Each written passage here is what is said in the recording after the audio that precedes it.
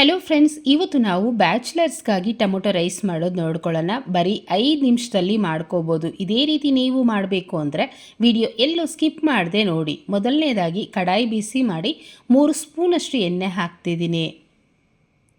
ಚೆನ್ನಾಗಿ ಬಿಸಿಯಾದ ನಂತರ ಸಾಸಿವೆ, ಜೀರಿಗೆ, ಕಡಲೆಬೇಳೆ, ಉದ್ದಿನಬೇಳೆ ಒಟ್ಟಿಗೆ ಹಾಕ್ಕೊಂಡಿದ್ದೀನಿ. ಇದು ಅಷ್ಟೇ ಕ್ರಿಸ್ಪಿ ಆಗಬೇಕು ಮತ್ತು ಸಾಸಿವೆ ಚಿಟಪಟ ಅಂತ ಸಿಡಿಬೇಕು. ಅಲ್ಲಿವರೆಗೂ ಮಿಕ್ಸ್ ಮಾಡ್ಕೊಳ್ಳಿ. ಹಾಗೆ 2 ಒಣಮೆಣಸಿನ್ಕಾಯನ್ನು ಹಾಕ್ಕೊಳ್ತಾ ಇದ್ದೀನಿ.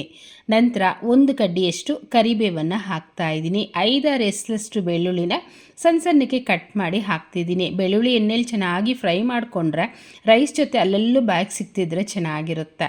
3 ಹಸಿಮೆಣಸಿನ್ಕಾಯನ್ನು ಹಾಕ್ಕೊಂಡು ಮಿಕ್ಸ್ ಮಾಡ್ಕೊಳ್ಳೋಣ.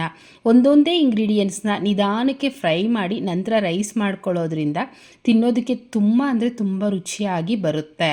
ನೋಡಿ, ಈ ಥರ ಫ್ರೈ ಆಗಿದೆ. ಈಗ ಇದರಲ್ಲಿ ಚಿಟಿಕೆಯಷ್ಟು ಅರಿಶಿನ, ಎಣ್ಣೆಲೆ ಅರಿಶಿನ ಹಾಕ್ಕೊಂಡ್ರೆ ರೈಸ್ ಕಲರು ಅಷ್ಟೇ ಚೆನ್ನಾಗಿ ಬರುತ್ತೆ. ಈಗ 1 ಈರುಳ್ಳಿನ ಕಟ್ ಮಾಡಿ ಹಾಕ್ಕೊಳ್ತಿದ್ದೀನಿ.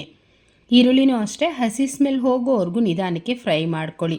ಟೊಮೊಟೊ ರೈಸ್ ಸಾಮಾನ್ಯವಾಗಿ ಎಲ್ಲರೂ ಮಾಡ್ತಿರ್ತೀರ, ಆದರೆ ಈ ರೀತಿ ಸ್ಟೆಪ್ ಬೈ ಸ್ಟೆಪ್ ನಿಧಾನಕ್ಕೆ ಫ್ರೈ ಮಾಡಿ ನೋಡಿ, ಡಿಫ್ರೆಂಟ್ ನಿಮಗೆ ಗೊತ್ತಾಗುತ್ತೆ. ಎಲ್ಲ ಫ್ರೈ ಆಗಿದೆ. ಈಗ 1 ಟೊಮೊಟೊನ ಒಳಗಡೆ ಇರುವಂಥ ಬೀಜ ಪೂರ್ತಿ ತೆಗೆದುಬಿಟ್ಟು ಗಟ್ಟಿ ಇರುವಂಥ ಟೊಮೊಟೊ ಮಾತ್ರ ಹಾಕ್ಕೊಂಡಿದ್ದೀನಿ. ಈ ಟೊಮೊಟೊನೂ ಅಷ್ಟೇ ಪೂರ್ತಿ ಫ್ರೈ ಮಾಡಬೇಡಿ, ಒಂದು ಅರ್ಧಂಬರ್ಧ ಫ್ರೈ ಮಾಡಿಕೊಂಡ್ರೆ ಸಾಕು. ರೈಸ್ಗೆ ಎಷ್ಟು ಬೇಕೋ ಅಷ್ಟು ಉಪ್ಪನ್ನು ಹಾಕ್ಕೊಂಡು ಒಟ್ಟಿಗೆ ನಾನು ಮಿಕ್ಸ್ ಮಾಡ್ತಿದ್ದೀನಿ.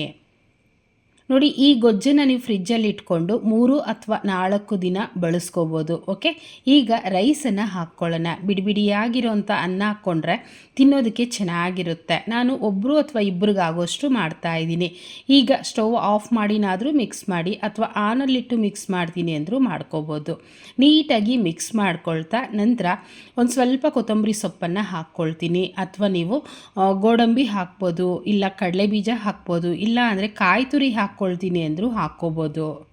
ಆದರೆ ಗೊಜ್ಜು ಎಷ್ಟಿದೆಯೋ ನೋಡಿಕೊಂಡು ಅಷ್ಟು ರೈಸನ್ನು ಮಾತ್ರ ಹಾಕಿ ನೀಟಾಗಿ ಮಿಕ್ಸ್ ಮಾಡ್ಕೊಳ್ಳಿ. ಉಪ್ಪು, ಹುಳಿ, ಖಾರ ಎಲ್ಲ ಕರೆಕ್ಟಾಗಿದ್ದರೆ ತಿನ್ನೋದಕ್ಕೆ ಚೆನ್ನಾಗಿರುತ್ತೆ. ಬರೀ 5 ನಿಮಿಷದಲ್ಲಿ ಫಟ್ ಅಂತ ಮಾಡ್ಕೋಬೋದಲ್ವಾ, ರುಚಿಯಾಗೂ ಇರುತ್ತೆ, ಬೇಗನೂ ಆಗುತ್ತೆ. ನೋಡಿ, ನಾನು ಹಪ್ಪಳ ಜೊತೆ ಸರ್ವ್ ಮಾಡ್ಕೊಂಡಿದ್ದೀನಿ. ಇಷ್ಟ ಆಯಿತಾ? ಹಾಗಿದ್ರೆ ಇವತ್ತೇ ಟ್ರೈ ಮಾಡಿ ನೋಡಿ.